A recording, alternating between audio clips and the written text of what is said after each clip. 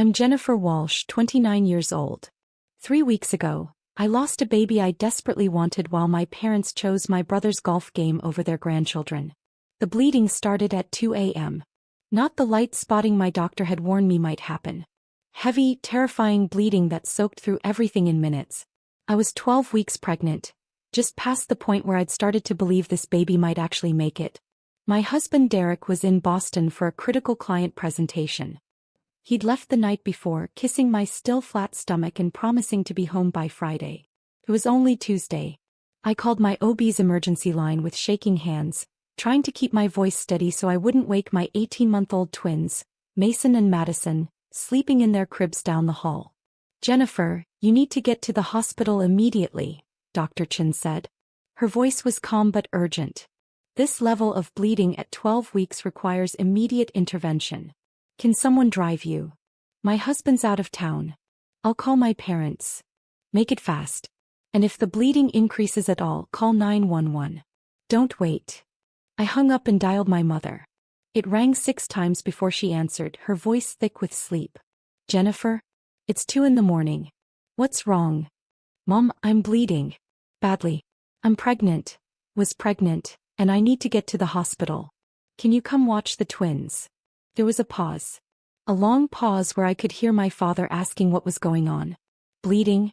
Are you sure it's serious? You know how you tend to catastrophize medical things." My hand was literally covered in blood. "Mom, I'm losing the baby.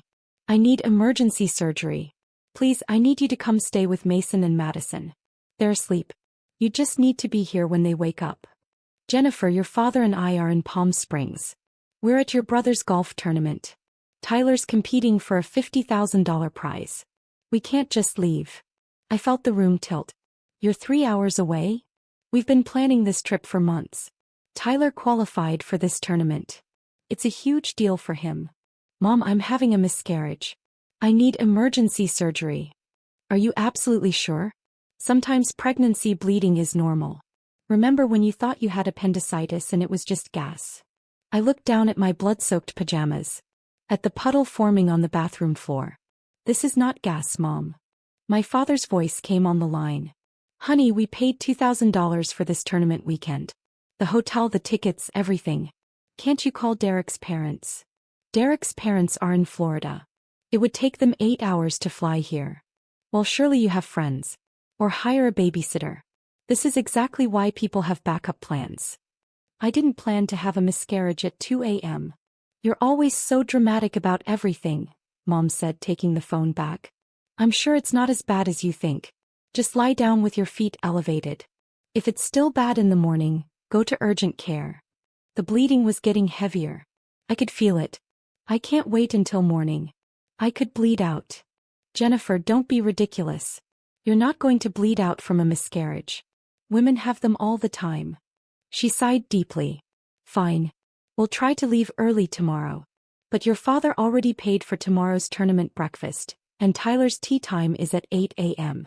We can probably leave by noon." "Noon? Mom, it's Tuesday morning. I need help now. And we're 3 hours away at your brother's important event. You need to be more understanding. The world doesn't revolve around you." Something inside me cracked. Not my heart, that would come later. Something sharper. Clearer. "You're right," I said quietly. "It doesn't revolve around me. It never has." I hung up. The bleeding intensified. I called 911. The paramedics arrived in 8 minutes. 2 women, both probably in their 30s, calm and efficient. "How far along?" the first one asked as she helped me onto the gurney. 12 weeks. Heavy bleeding for about 20 minutes now. "Any cramping?" "Yes. Getting worse." "Hey, we're going to get you to County General. They have an excellent OB emergency team." She looked around my bedroom. "Is anyone here with you?" "My twins. 18 months old. They're asleep in the nursery." "Is someone coming to watch them?" I felt the tears start. "No. My husband's in Boston. My parents are in Palm Springs and won't leave my brother's golf tournament." The second paramedic's face hardened. "They won't leave a golf tournament for their daughter's medical emergency?" "Apparently not. Do you have anyone else we can call?"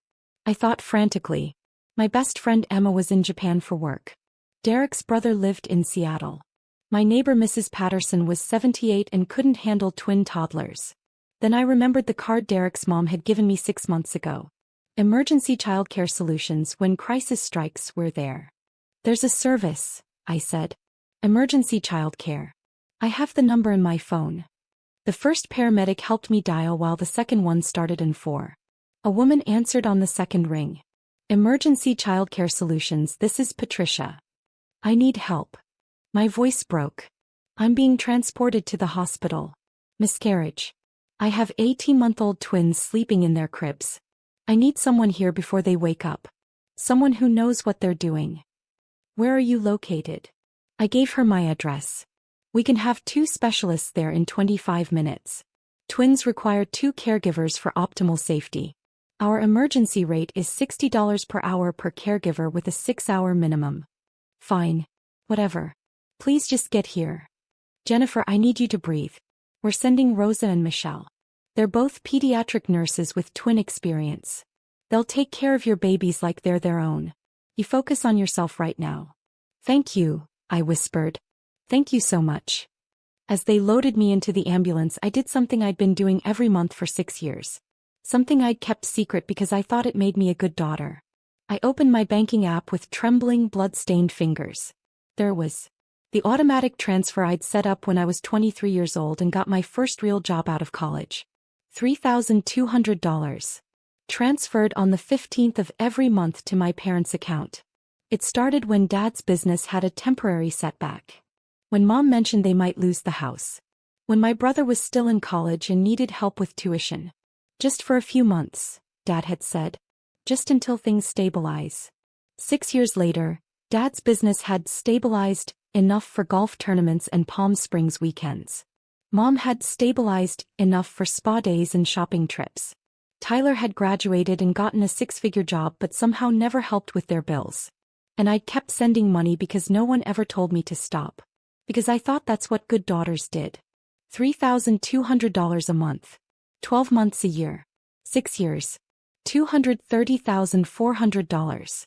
Nearly $250,000 to parents who couldn't drive 3 hours to help me during a miscarriage. I canceled the automatic transfer. Then I set up a new one. Same amount, $3,200 per month, to a college fund for Mason and Madison. The paramedic squeezed my hand. You're doing great. Stay with us. But I wasn't thinking about the blood or the pain or the baby I was losing. I was thinking about how my parents had chosen golf over their grandchildren. How they'd called me dramatic while I bled out.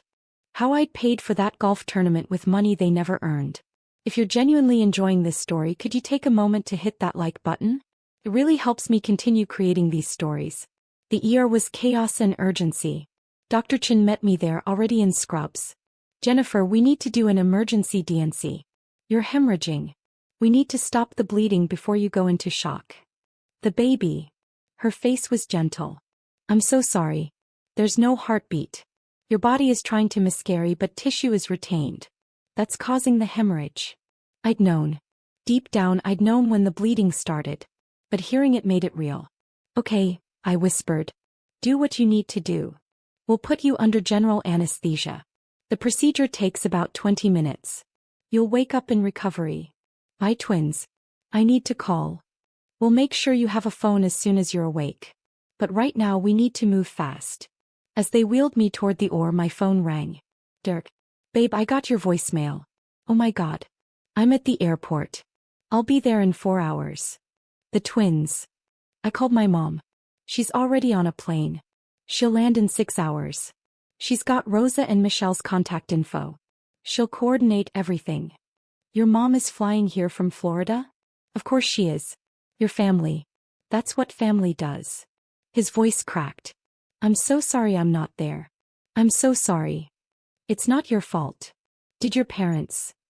They're at Tyler's golf tournament. They can't leave. Silence. Then Derek's voice, cold and hard in a way I'd never heard before.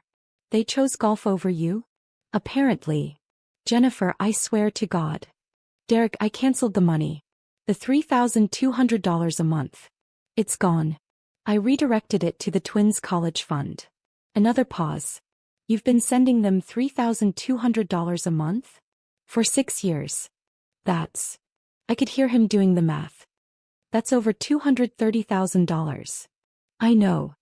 And they won't leave a golf tournament to help you? I know. The anesthesiologist was preparing the medications. We need to start, she said gently. I have to go, I told Derek. I love you. I love you too. I'll be there as soon as I can. And Jennifer? Your parents are done.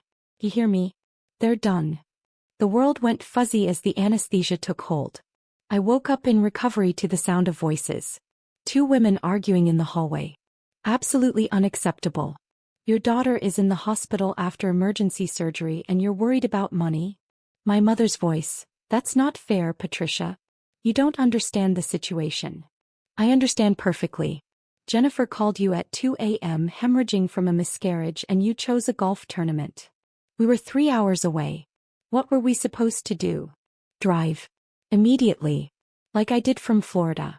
Like any decent parent would do. I tried to sit up. A nurse was there instantly. Easy. You're still woozy from anesthesia. Who's out there? Your mother-in-law arrived about an hour ago. She's been addressing some concerns. Patricia Walsh, Derek's mother, was a force of nature. She'd been a labor and delivery nurse for 30 years before retiring. She didn't tolerate nonsense. And apparently she didn't tolerate my mother. You don't get to judge us, Mom was saying. We've been good parents. We've sacrificed everything for our children. Really? Because from where I'm standing, your daughter has been sacrificing for you. Want to know how I know? Patricia, don't. Jennifer's bank records were pulled for the emergency childcare service. Standard procedure for establishing payment. You know what they found? Monthly transfers of $3,200 to your account. For 6 years. That's $230,400. Silence. Your daughter, the one currently recovering from emergency surgery to save her life, has been funding your lifestyle for 6 years. And when she needed you most, you couldn't interrupt a golf game. That money was, we thought it was. You thought it was what? A gift from the money fairy? You knew exactly where it came from. You just didn't care. My father's voice now. We're here now, aren't we? We drove straight from Palm Springs. You're 12 hours late. Your daughter went through surgery alone. Your grandchildren woke up to strangers because you wouldn't leave a golf course. The childcare service took care of it. A childcare service Jennifer had to hire from an ambulance while bleeding out because their own grandparents couldn't be bothered. The nurse helping me was trying not to smile. Your mother-in-law is something else. She's amazing, I whispered. She's been here since she landed. Wouldn't leave your side. Coordinated with the childcare team. Called your husband every hour with updates. Handled all the insurance paperwork. The nurse adjusted my fore. She also banned your parents from your room until you're ready to see them. She can do that? She's listed as your medical advocate while Derek's in transit. She absolutely can do that. I heard footsteps. Patricia appeared in the doorway, her silver hair slightly disheveled, her eyes fierce. You're awake. Her face softened immediately. She came to my bedside and took my hand. How are you feeling, sweetheart? Like I lost a baby. I know. I'm so sorry. She brushed hair from my forehead. The procedure went well. No complications. You'll need to rest for a few days, but physically you'll heal. The twins. Rosa and Michelle are with them at your house. They're fed, changed, and playing. I've been video calling every hour. Mason keeps asking for Mama, but they're okay. Derek will be here in 90 minutes. He'll go straight home to relieve the caregivers. You flew here from Florida. Of course I did. You're my daughter-in-law. More than that, your family. She smiled. Plus, I've been looking for an excuse to tell your parents exactly what I think of them for years. Derek wouldn't let me. But after this, all bets are off. I heard some of that. Good. They needed to hear it. She sat in the chair beside my bed. Jennifer, I need to tell you something. When Derek called me, he told me about the money. The $230,400 you've been sending your parents. I looked away. I know it was stupid. It wasn't stupid. It was generous. Too generous. But it showed me who you are. You're someone who gives everything to the people you love. He squeezed my hand. But sweetheart, you've been giving to people who don't deserve it. Who don't value it. who take and never give back. They're my parents. They're users. And I say that as someone who raised a son to value family above everything. But family is supposed to be reciprocal. You give, they give. You show up, they show up. That's not what's happening here. The door opened. Derek burst in, still in his suit from the presentation, his face drawn and pale. Jen. He crossed to me in 3 strides, wrapping his arms around me carefully. Oh God, I'm so sorry. I'm so sorry I wasn't here. You're here now. He pulled back, touching my face like he needed to confirm I was real. Mom filled me in. The surgery went well. You're okay. Physically. The baby. I know. His eyes filled with tears. I know. We'll grieve together. But right now I'm just grateful you're alive. Patricia stood. I'll give you two some privacy. Derek, I'm going to your house to relieve Rosa and Michelle. You stay here as long as Jennifer needs. Mom. Derek caught her hand. Thank you. For everything. That's what mothers do, honey. They show up. She looked pointedly at the door where my parents were presumably still waiting. Real mothers, anyway. After she left, Derek sat on the edge of the hospital bed holding both my hands. I talked to your parents in the hallway, he said. Before my mom got there. What did they say? Your dad asked if you were okay. Your mom asked if the hospital would let them visit despite the misunderstanding with Patricia. He took a deep breath. Then your dad asked if you'd canceled the monthly payment on purpose or if it was a banking error. I closed my eyes. Of course he did. Jennifer, I lost it. I told him that his daughter almost bled to death and his first concern was money. That you'd been funding their lifestyle for 6 years while struggling as a young mother with twins. That they didn't deserve a dime of your money or a second of your time. What did he say? That I was being disrespectful. That they'd raised you and deserved support in their retirement. That the money was just helping family, and they'd assumed it was a gift. A gift they never acknowledged or thanked me for. Exactly. Derek's voice was shaking. Then your mom said something that made me want to throw them both out of the hospital. What? She said, Jennifer's always been overly emotional about these things. She'll understand once she calms down. We're still her parents. I felt something inside me go very still. Very calm. Derek, I need you to do something for me. Anything. I need you to tell them they can leave. That I don't want to see them. That when I'm ready to talk I'll reach out. But right now they need to go. Are you sure? I've never been more sure of anything in my life. He kissed my forehead. Consider it done. I heard Derek's voice in the hallway. Firm. Final. You need to leave. Jennifer doesn't want to see you right now. My mother. That's ridiculous. We're her parents. We have a right. You have no rights here. You gave those up when you chose golf over your daughter's medical emergency. Derek, you're overreacting. Your mother has poisoned you against us. My mother told me the truth. Something you've apparently never done. My father. Now listen here, young man. No, you listen. Jennifer almost died today. She lost a baby she desperately wanted. She needed you and you weren't there. You've been taking her money for 6 years and giving nothing back. That ends now. That money was a gift. A gift you never thanked her for. A gift you treated like an entitlement. A gift that's now going to your grandchildren's college fund instead. Silence. Then my mother's voice, cold. She's going to regret this. Family is forever. She can't just cut us out. Watch her, Derek said. Now leave before I have security escort you out. I heard footsteps retreating. Then Derek was back, his face flushed with anger. They're gone. Thank you. Jen, I need to say something. I knew you were sending them money. Not how much, but I knew. And I should have questioned it. I should have asked why. I should have protected you from them. You didn't know. I should have. I should have seen the pattern. The way they always called you dramatic. The way they dismissed your needs. The way they used you. Derek. I'm serious. I'm your husband. I'm supposed to protect you from people who hurt you, even if those people are your parents. Especially if those people are your parents. I pulled him down to me. You're protecting me now. That's what matters. We held each other while I cried. Not just for the baby I'd lost, but for the parents who'd shown me exactly who they were. For the daughter I'd been, always trying to earn love that should have been free.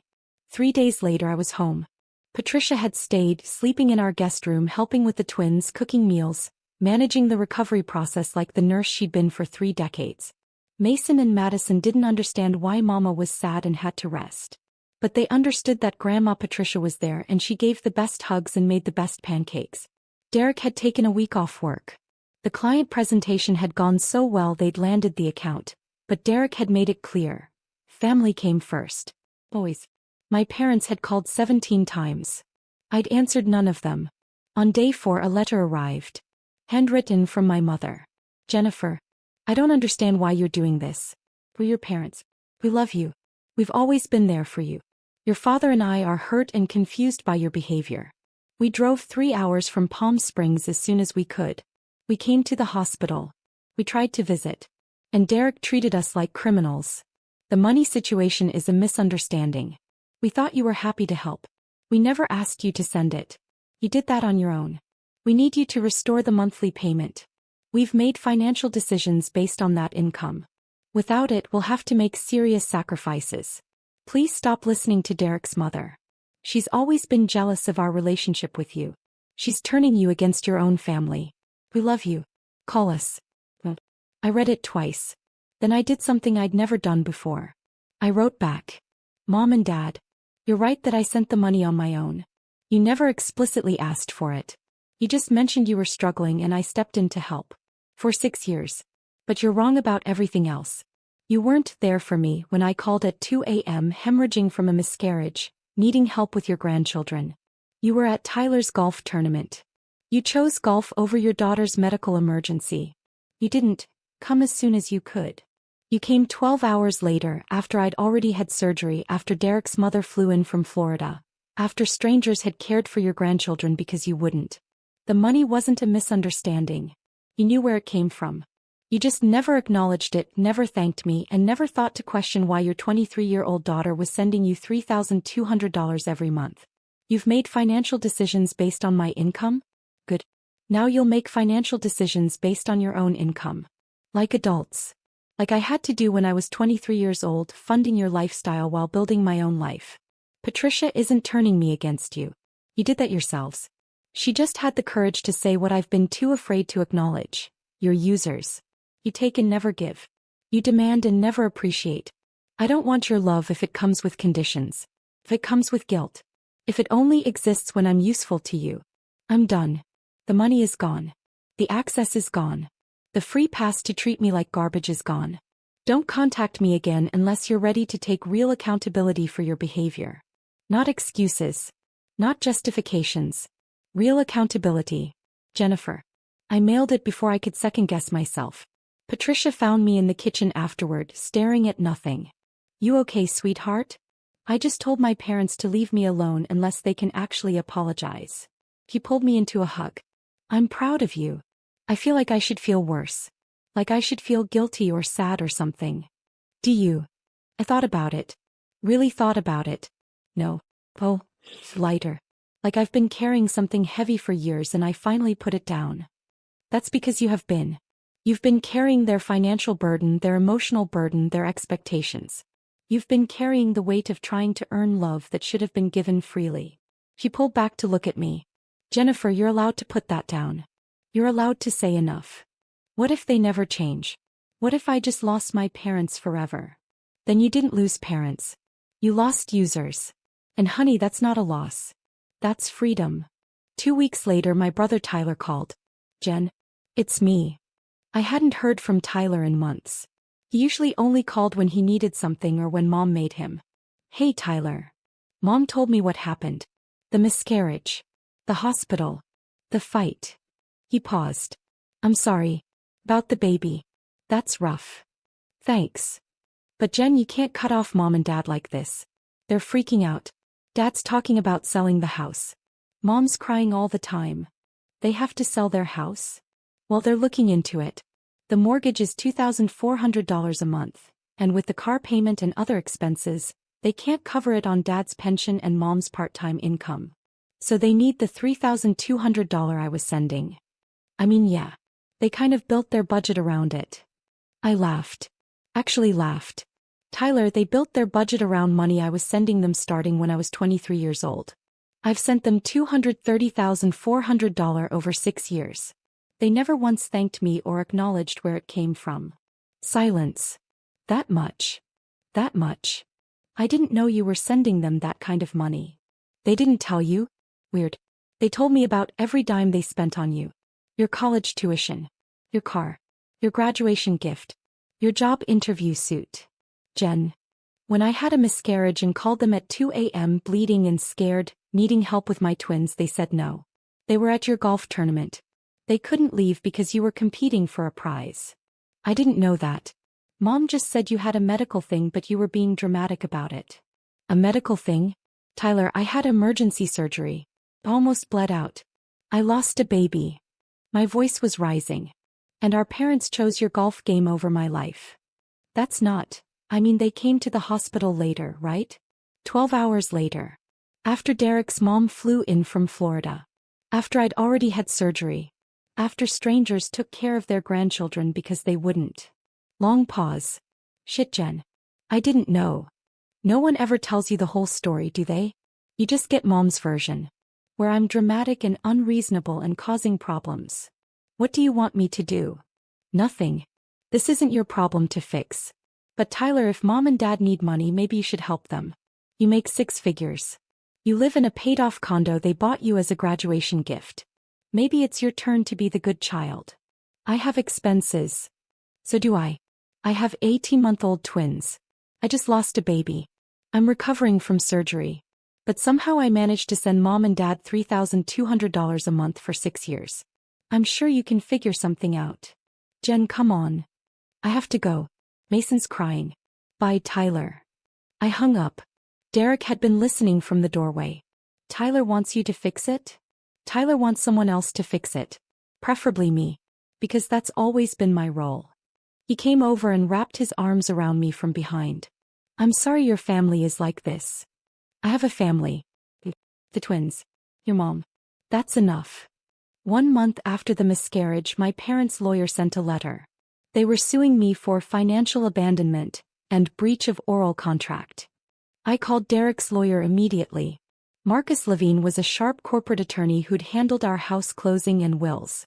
Jennifer, this is nonsense, Marcus said after reviewing the letter.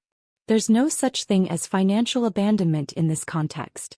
And they'd have to prove an oral contract existed, which requires consideration, terms, and mutual agreement. Did you ever sign anything? Agree to specific terms? No. I just started sending money when they said they needed help. They never asked me to stop. Then they have no case. But they're clearly trying to intimidate you into resuming payments. What do I do? We send a response. We outline the facts. You voluntarily provided financial assistance with no contractual obligation. You ceased that assistance at your discretion. You owe them nothing legally or morally. He paused. Jennifer, if you want, we can go further. We can countersue for emotional distress based on their refusal to help during your medical emergency. Would that work? Probably not. But it would send a message that you're not backing down. Do it. Marcus drafted a response so comprehensive, so devastating in its documentation of my parents' behavior, that their lawyer withdrew the suit within a week. But the letter accomplished something else. It laid out in legal language every terrible thing my parents had done. Asterisk refused emergency assistance to their daughter during life-threatening medical crisis. Asterisk abandoned care responsibilities for their grandchildren. Asterisk accepted $230,400 over 6 years without acknowledgement or gratitude. Asterisk demanded continued payments despite daughter's medical trauma and financial needs. Asterisk attempted legal intimidation when free money stopped. My parents' lawyer had called Marcus personally. My clients didn't tell me the full story. I wouldn't have taken this case if I'd known. Please convey my apologies to Ms. Walsh. 3 months after the miscarriage, Derek and I went to therapy. We needed help processing the loss, the family betrayal, all of it. Our therapist, Dr. Reeves, listened to the whole story over 2 sessions. Jennifer, I want you to do an exercise, she said. I want you to list everything you've given your parents over the years. Not just money. Everything. I thought about it. Then I started listing. Money. $230,400 total. Time. Hours and hours helping them move, organizing their garage, managing their medical appointments. Emotional labor. Always being available when they needed to vent or needed advice. Grandchildren. Mason and Madison, who they've seen maybe 20 times in 18 months. Forgiveness. For missed birthdays, forgotten holidays, constant criticism. Free passes. For calling me dramatic, for dismissing my needs, for favoring Tyler. Now list what they've given you in the past 6 years. I sat in silence. Jennifer? What have they given you? Criticism. Disappointment. Guilt. Anything positive? I thought harder. They came to the twins' birth. They stayed for 2 hours. They came to my college graduation. They gave me a card with $50. In 6 years, during which you gave them nearly $250,000 and countless hours of labor and emotional support, they gave you $50 in brief appearances at major life events. Seeing it laid out like that broke something open in me. I've been in a one-way relationship with my parents my entire adult life. Yes, Dr. Reeves said gently. And probably before that too. You just didn't have the perspective to see it. Why did I keep giving? Because you were hoping that eventually if you gave enough they'd give back. They'd see your worth. They'd love you the way you deserved. She leaned forward. But Jennifer, some people are takers. They'll take everything you offer and ask for more. They'll never be satisfied because the problem isn't how much you're giving. The problem is who they are. Derek took my hand. Your parents will likely never understand why you cut them off, Dr. Reeves continued. In their minds they'll always be the victims. You'll always be the ungrateful daughter. And you need to make peace with that. How? By accepting that their opinion of you doesn't define your worth. By building a life with people who actually value you. By letting go of the fantasy of who you wish they were and accepting who they actually are. 6 months after the miscarriage, I got pregnant again. We didn't tell anyone for weeks. We were terrified. Every twinge, every moment of discomfort sent me into panic. But at 20 weeks we had the anatomy scan. Healthy baby girl. Strong heartbeat. Everything perfect. Patricia cried when we told her. I'm going to be a grandmother again. A real grandmother this time. You're already a real grandmother, Derek said. Mason and Madison love you. I know. But this one I'll get to know from the beginning. She hugged me carefully. Jennifer, I'm so happy for you both. We're not telling my parents, I said. I need you to know that. When the baby comes they won't know. They won't be invited to meet her. I understand. And I support you completely. At 32 weeks I got an email from my mother. The first contact in 6 months. Jennifer, your cousin Amanda told me she saw you at the grocery store. She said you're pregnant. Very pregnant. I can't believe you didn't tell us. We're going to be grandparents again and we had to hear it from a cousin? This is cruel. Whatever you think we did wrong, we don't deserve this. We deserve to know our grandchildren. We'll be at the hospital when you deliver. We have a right to meet our granddaughter. I didn't respond. Instead, I called the hospital and put them on a no-access list. The staff assured me that without being on my approved visitor list, they wouldn't even be told I was there. At 38 weeks, I went into labor. Patricia drove me to the hospital while Derek stayed with the twins. Elena Rose Walsh was born at 3:47 a.m.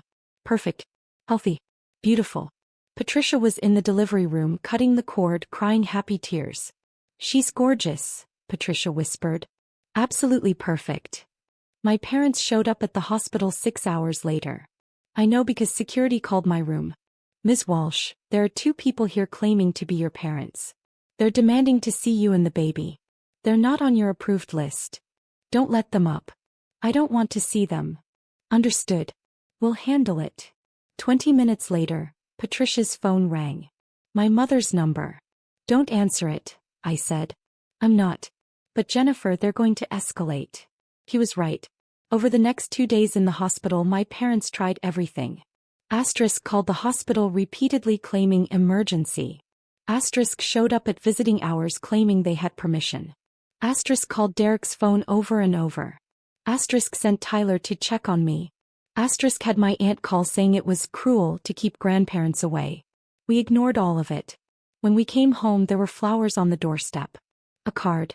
Congratulations on our new granddaughter. We can't wait to meet her. Love, Grandma and Grandpa. Derek threw them in the trash. They don't get to do this, he said. They don't get to pretend everything's fine and claim a relationship with Elena that they haven't earned. 1 year after Elena was born on her first birthday, my parents sent a gift. A large box containing a silver baby brush and mirror set, expensive and engraved. To our precious granddaughter Elena. With love from Grandma and Grandpa. There was a note for me.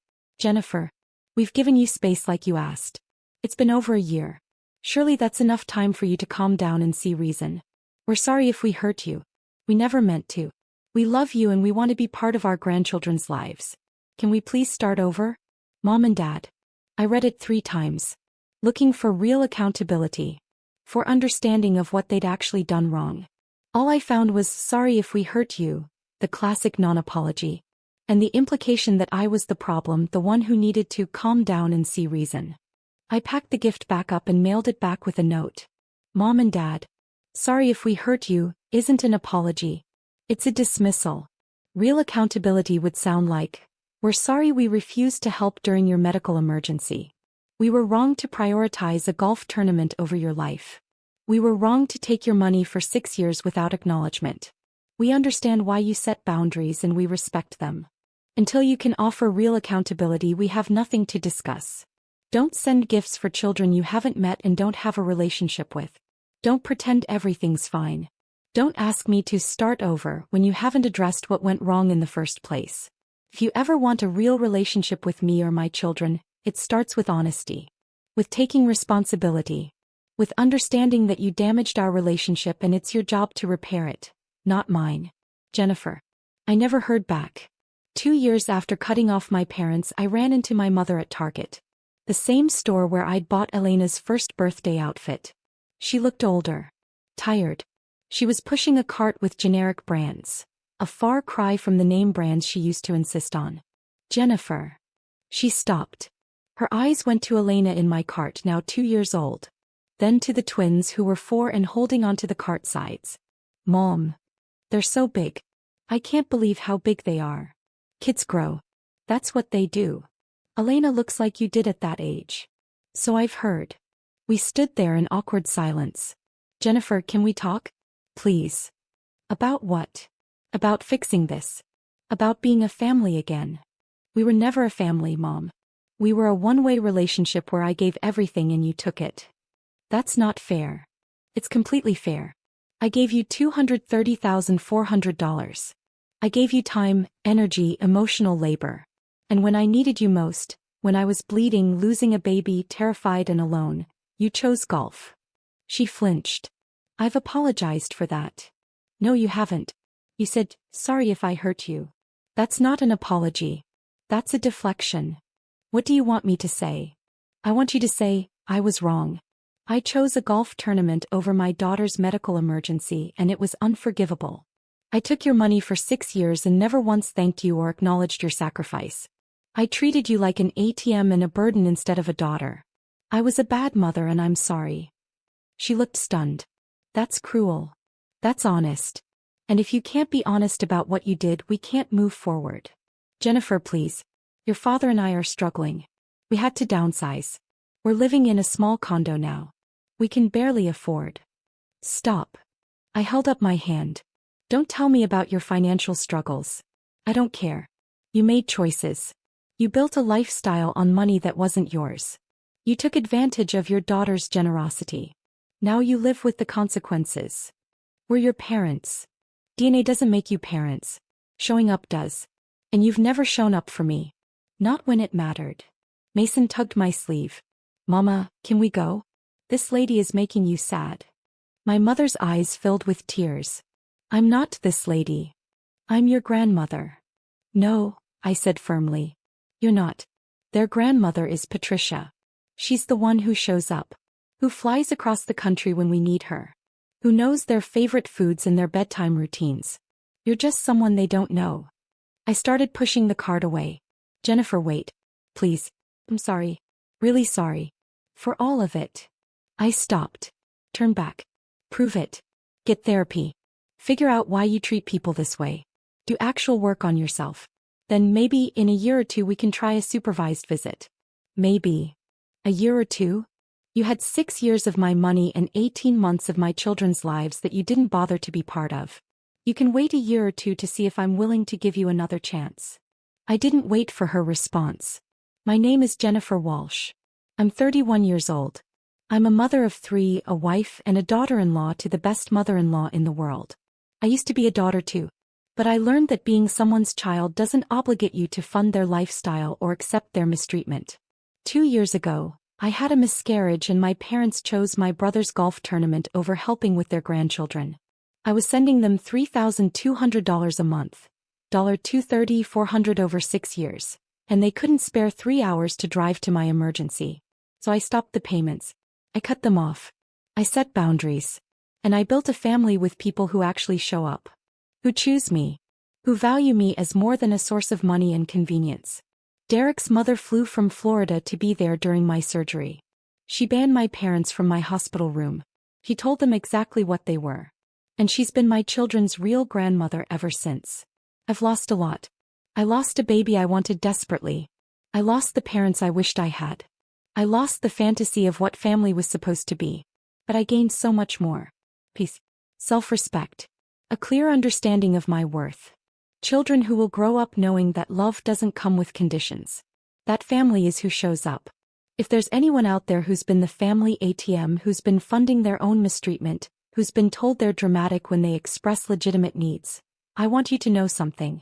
You are not obligated to maintain relationships with people who only love what you provide. You are allowed to stop funding people who refuse to show up for you. You are allowed to protect yourself and your children from toxic people, even if those people are your parents. And if walking away means losing people who never really valued you in the first place, that's not loss. That's freedom. Drop a comment below and let me know where you're listening from. And if you've set boundaries with family members who treated you like an ATM, you're not alone. We're all out here building better lives one boundary at a time.